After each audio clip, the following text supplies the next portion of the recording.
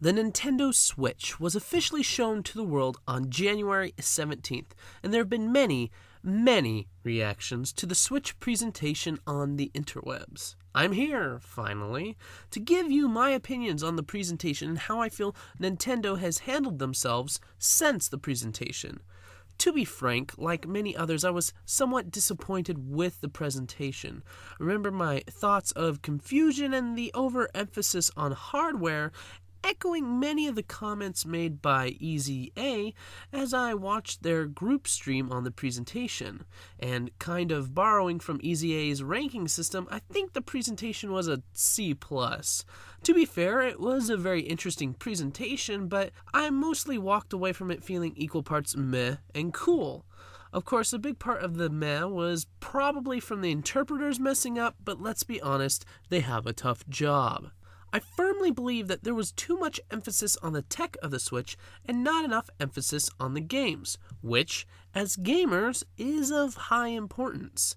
In retrospect, with the Fire Emblem Direct and the Nintendo Treehouse specials, I understand why Nintendo went the way it did in the Switch presentation. The presentation was about the tech of the Switch and what makes it special. Nintendo emphasized how they have always been pushing gaming technology forward, and if anyone is honest with themselves, no matter how much you may hate Nintendo, you know this to be true. The Switch is no exception, with HD rumble, IR sensor, touchscreen, gyroscope sensors, individual controllers that can be used for either one or two people, and most importantly, being the first hybrid gaming system that works as both a home console and as a portable gaming device. The Switch looks awesome and is packed full with interesting tech, which is part of the reason the system will cost $300 and not the $200 to $250 price range that most people beforehand had said the Switch would more than likely fall into. A lot of people were disappointed in the price of the system, myself included, but once you consider the tech in the Switch and the fact that the 3DS was originally sold for $250 and the Wii U at $350, both of which are quite underpowered compared to the Switch, the $300 price tag doesn't seem so bad. Now, a case can be made on how expensive the peripherals are, but that's not crucial to my impression of the Switch, except for at the time of the presentation, everything just seemed so expensive when Nintendo just kept talking about the price of things. It wasn't the best way to begin the presentation, but in truth, they got the least fun part of the system out of the way, and we haven't really dwelled on it much since then. Another problem for many is that out of marquee franchises, Nintendo only showed 4. The long-awaited Legend of Zelda Breath of the Wild, a non-linear Mario game known as Mario Odyssey, a hinted at Fire Emblem Warriors game, and a surprising Xenoblade Chronicles 2 that many have a really hard time believing will actually release this year. As was becoming apparent, people's expectations were really high for Nintendo, and seeing no Metroid, F-Zero, Pokemon, Star Fox, Punch-Out, Donkey Kong, Kirby, Mother, Super Smash Bros., and others was really disappointing. A lot of people were kind of like, what were you doing with all the time you had not making games for the Wii U? To be honest, it does feel that a lot of the games people are wanting will be coming out in 2018, but then again, most systems don't have their best and biggest hitters until further in the system's life, so I think it's fair to be patient with Nintendo, but Nintendo needs to understand that a lot of people feel burned by the failure of the Wii U and have plenty of doubts. A big part of that is how quote-unquote underpowered the system is. From the very beginning, it appears the Switch will not be up to snuff for even the original Xbox One and the PS4, let alone their upgrades, the Scorpio and Neo. This will be a problem for many gamers, but to put things in perspective, the Switch is without a doubt the most powerful handheld gaming device in the world. And that is a part of its selling point. You might not be able to play all of the latest third-party games, but you can play your games in the comfort of your home and anywhere else in the world whenever you want. As a consumer, you have to decide whether computing power is going to be a make or break deal for you. But to be fair, Nintendo hasn't really been known for making the most beefy of gaming systems, with the possible exception of the GameCube. And this is where I feel most of the reaction towards the Switch is stemming from, the difference between expectation versus reality. Everyone was hoping for a big, beefy system that would directly compete with Sony and Microsoft, and when that didn't happen, it was kind of disappointing. But we were kind of putting our visions of what we think Nintendo should be rather than what Nintendo actually is. Nintendo is a gaming company. They were founded in 1889 as a Hanafuda card manufacturer. A Hanafuda card is a traditional Japanese card for Japanese card games. And Nintendo's focus hasn't changed. In fact, Nintendo still manufactures Hanafuda cards, and this sits in stark contrast to Sony and Microsoft, who earned their fortunes making home electronics and computer operating systems, respectively, before throwing themselves into the video game market. Nintendo was, is, and always will be a gaming company, and their emphasis will always be upon delivering new and exciting gaming experiences, rather than upon simply making the most powerful system possible. That's not to say that Nintendo hasn't made mistakes. Nintendo still needs to get rid of their terrible YouTube practices of striking content of theirs on YouTubers' channels. Nintendo needs all the gamers, reviewers, and streamers they can get.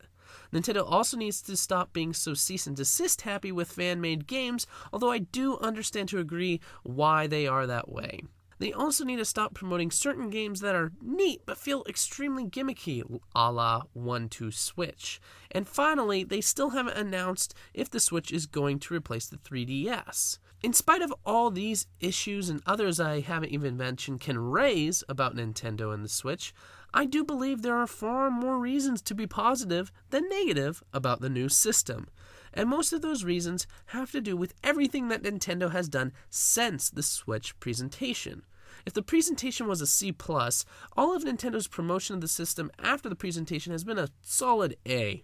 They've shown why the games they are coming out with are fun and interesting, with the exception of 1-2 Switch. I am not really sold on that game, and it feels like a gimmick, albeit a fun one. Nintendo has shown why the tech is fun. They've hyped the world immensely on Legend of Zelda Breath of the Wild, which is going to help sell the system. They've repeatedly shown how easy it is to program and make games for it, which means that Nintendo is finally becoming the haven and first choice for indie games that they needed to be for the past 5 to 7 years now.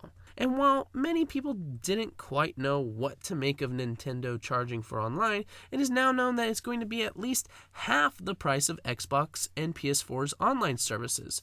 So something that easily could have been a major negative is, for the time being, no longer a detriment to the system. How they really implement the NES games and the SNES games could change a few minds for the positive or the negative, but we'll just have to see. I still think most people are a little scared that Nintendo's online is still going to be a major flop, even when they do charge for it. There are also little things that Nintendo has done extremely well. For one, changing from optical discs back to cartridges was a brilliant choice that will cut down on load times when playing a game. Also, Nintendo continues to make a splash in the mobile market with the recently launched free-to-play Fire Emblem Heroes. That game reputedly made $2.9 million in its first day. It is also number 2 in the Apple Store and is already the online market's 17th highest grossing app and is currently scored at a 4.6 out of 5 stars on Google Play. There may not be a bunch of huge new games coming out right away, but Nintendo has done a fantastic job highlighting some of the overlooked games coming out on the Switch, such as ARMS and Has Been Heroes, which both look like must-haves for any Switch owner. It feels that Nintendo is really focused on the long game rather than the big splash, which has become more apparent with each passing day. It seems I am not the only one who feels this way, as Nintendo has sold out its 2 million pre-orders of the Switch and is planning on making more ahead of the March 3rd release. Despite all the bumps in the road, it does seem that Nintendo is going in the right direction, and I can only hope they continue to do so. If they are able to nail online, get Xenoblade and Mario out on time, continue to team up with independent developers, and make more interesting games like Octopath Traveler and Has Been Heroes, Nintendo should have a pretty good 2017. But, as with many things, we will just have to wait and see.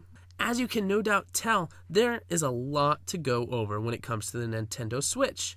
Too much to fit into one video, so I am going to leave that to better people like Player Essence and BitBlock, and I'll have links to their channels if you're interested in getting a steady stream of Nintendo news and opinion. Regardless, thank you for taking the time to hear my thoughts on the Nintendo Switch presentation. Please show your support for this channel by liking, commenting, and subscribing. This is the OutcastWriter signing off. Thank you again for watching, and remember, what we create matters.